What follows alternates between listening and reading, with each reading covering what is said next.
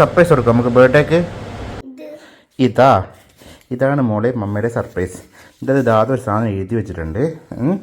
അപ്പോൾ 2 സാധനങ്ങൾ എഴുതി വെച്ചിട്ടുണ്ട്. മമ്മ ഏതോ എടുക്കുന്നതെന്ന് വെച്ചാൽ അതാണ് മമ്മ കൊടുക്കാൻ പോകുന്ന സർപ്രൈസ്.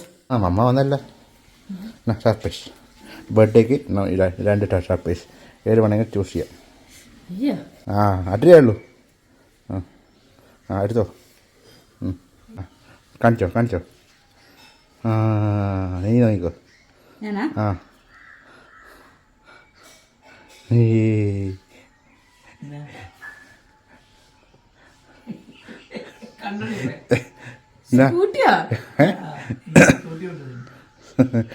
ഇനി കേട്ടോ, ഇന്ന് നോക്കിക്കോ.